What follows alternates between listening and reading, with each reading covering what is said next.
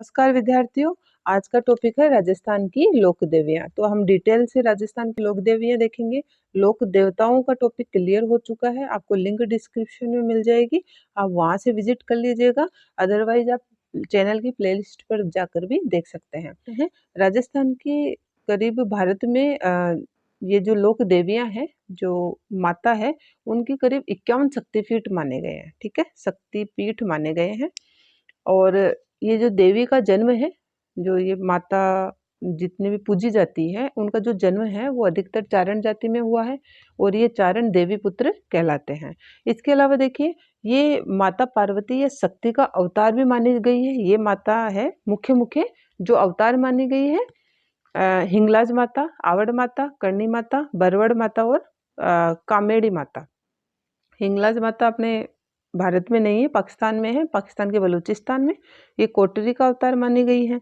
और आवड़ माता जो है भाटियों की कुल देवी है, करणी माता राठौड़ों की, बरवड़ माता सिसोदियों की और कामेड़ी माता गौड़ राजपूतों की। करणी माता, सबसे पहली बात कि करणी माता की इष्ट देवी कौन थी?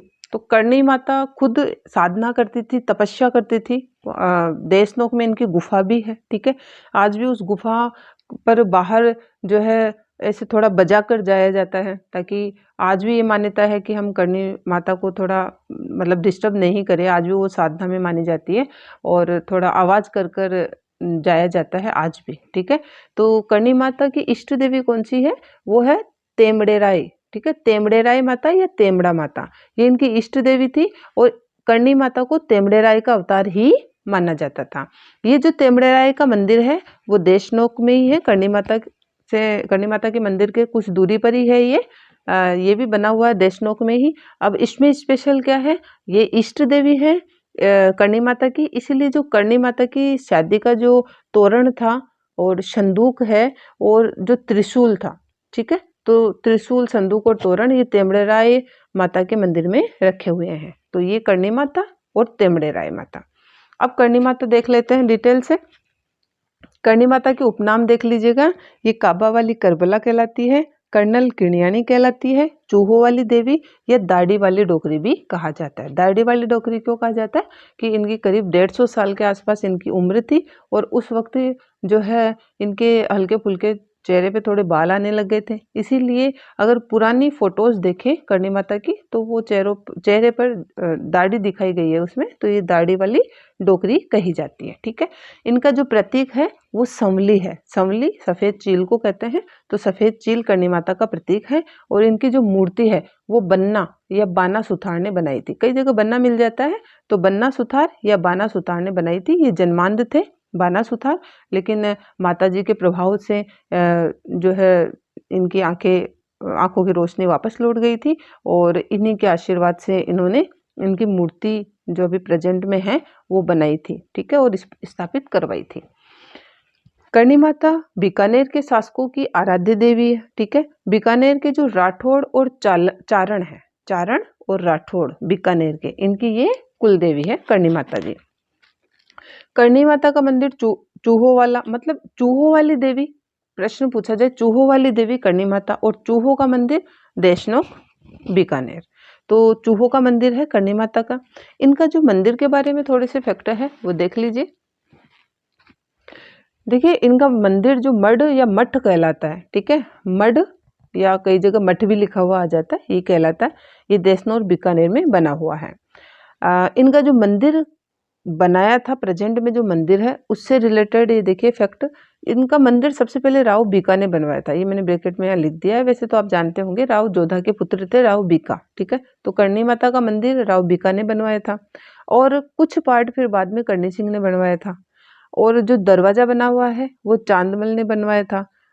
और करणी माता के प्रवेश द्वार पर जो चांदी के किवाड़ है वो महाराजा गंगा सिंह ने भेंट स्वरूप वहां पर चढ़ाए थे।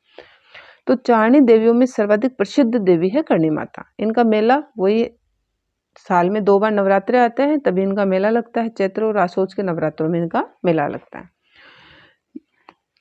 करणी माता का जो जन्म है वो 1444 विक्रम संवत में हुआ था, जोधपुर में सुआप गांव में। तो इनका जो पीहर है वो जोधपुर में और इनका ससुराल बीकानेर में। ठीक है, अब ये देशनोक जो मंदिर बना हुआ है वो बीकानेर में है, इनके ससुराल में। तो इनका जो पीहर है वो जोधपुर, देखिए सुआप गांव है, किणिया गोत्र में हुआ था। इसी कारण अभी मैंने आपको बताया कि ये कर्नल किणियाणी कहलाती है। कर्नल किणियाणी क्यों है? क्योंकि इनका जो जन्म है वो किणिया गोत्र में हुआ था। इनकी माताजी का नाम देवलबाई था और पिताजी का नाम मेहाजी चारण था। ठीक है, बचपन का नाम रिदुबाई था और चमत्कार के कारण बाद में कई कार्य सिद्ध किए सभी के, इसके बाद में ये करणी कहलाई। 1472 विक्रम संवत में इनका विवाह होता है देपाजी बीठू के साथ। मैंने अभी बताया बीकानेर में साठी का गांव है, तो बीकानेर में इनका ससुराल हो गया। करणी माता के वंशज देपावत कहलाते हैं। ऐसा माना जाता है कि ये जो इनके वंशज है करणी माता के, ये यमराज के नहीं जाते हैं, मतलब चूहे बनकर इन्हीं के मंदिर में रहते हैं। तो इतने जो चूहे हैं इन्हीं के वंशज माने जाते हैं, जो देपावत कहलाते हैं। और करणी माता के मंदिर में जो पुजारी है, जो पूजा करता है माता जी की, वो बारीदार कहलाता है। ठीक है, इनके जो वंशज या देपावत हैं वो चूहे बनते हैं, यमराज के पास मरकर यमराज जी के पास नहीं जाते हैं। कैसे, क्यों? तो ये देखिए, इसके अकॉर्डिंग आप एक स्टोरी देख लीजिए। इनका जो पुत्र था उसका नाम था लाखन। एक्चुअल में ये करणी माता का लड़का नहीं था, इनका गोदपुत्र कह सकते हैं हम। इनकी जो बहन थी गुलाब कंवर, इनके जो पति हैं अभी हमने देखा कि देपाजी बिठू के साथ इनकी शादी हुई थी। तो वास्तव में इन्हें घर गृहस्थी में कोई ज्यादा इंटरेस्ट नहीं था, ये तपस्या करती थी। ठीक है, इसी कारण इन्होंने अपनी बहन थी गुलाब कंवर, उनकी शादी अपने पति से करवा दी थी देपाजी बिठू से, और इनकी संतान होती है लाखन। ठीक है, तो इनका भी पुत्र हो गया लाखन। तो ये लाखन कोलायत झील या कोलायत सरोवर में डूब जाता है। कब? वो उस दिन क्या था, श्रावण पूर्णिमा को। तो श्रावण पूर्णिमा को इनका पुत्र लाखन कोलायत झील में डूबकर मर जाता है, और ये यमराज से लड़कर अपने पुत्र को, बताया जाता है, वापस लेकर आती है। इनको जिंदा भी कर दिया, अपने पुत्र को जिंदा कर दिया था इन्होंने। तब से जो करणी माता ने वरदान दिया था इनको, कि ये जो इनके वंशज जो देपावतों को वरदान दिया था कि ये जो देपावत मरकर यमराज के पास नहीं जाएंगे, चूहे बनकर मेरे मंदिर में ही रहेंगे। और यही कारण है कि चारण जाति के लोग आज भी कोलायत झील में नहाते नहीं हैं। कोलायत झील से संबंधित देखिए, सभी को याद रहता है करीब कि कोलायत झील में कपिल मुनि का मेला लगता है। तो कपिल मुनि का मेला कब लगता है? कार्तिक पूर्णिमा को। तो थोड़ा इसमें डिफरेंस बना लीजिएगा। इनका पुत्र कब मरा था? श्रावण पूर्णिमा को। कोलायत झील में कपिल मुनि का मेला लग रहा है कार्तिक पूर्णिमा को। क्यों? इस सांख्य दर्शन के प्रणेता थे कपिल मुनि, इसी कारण इनका यहाँ पर मेला लगता है। अब चूहों से संबंधित फैक्ट देख लेते हैं। देखिए, इनके वंशज या देपावत, मैंने बताया, चूहे बनते हैं, और ये जो सारे चूहे हैं ये काबा कहलाते हैं। इनमें सबसे शुभ चूहा सफेद चूहों को माना जाता है। ठीक है, अगर दर्शन करते वक्त अगर सफेद चूहा दिख जाता है तो माना जाता है वो माता का स्वरूप माना जाता है, करणी माता का स्वरूप माना जाता है। तो सफेद चूहा करणी माता का रूप माना जाता है, और सभी चूहे क्या कहलाते हैं? काबा कहलाते हैं। जोधपुर के जो मेहरानगढ़ की नींव राव जोधा ने रखी थी, वो करणी माता के आशीर्वाद से ही लगाई थी। अभी मैंने बताया राव बीका ने मंदिर बनवाया था, तो राव जोधा ने करणी माता के आशीर्वाद से मेहरानगढ़ की नींव रखी थी, और इनको धर्म बहन भी बनाया था अपने करणी माता को। तो करणी माता का धर्म भाई पूछा जाए तो वो राव जोधा हो गया, और देशनोक करणी माता ने ही बसाया था खुद ने। ठीक है, देशनोक से करीब 1 किलोमीटर की दूरी पर नेहड़ी जी है, तो नेहड़ी जी से संबंधित फैक्ट भी देख लेते हैं। तो नेहड़ी जी में करणी माता दही बिलोती थी, और आज भी वहां पर जो खेजड़ी का वृक्ष है उस पर सफेद छींटे लगे हुए हैं, और आज भी उस वृक्ष की छाल उतारकर अपने शरीर पर लगाने से चर्म रोग ठीक हो जाता है। ठीक है, ये चमत्कार है आज भी यहाँ पर नेहड़ी जी में माता जी का।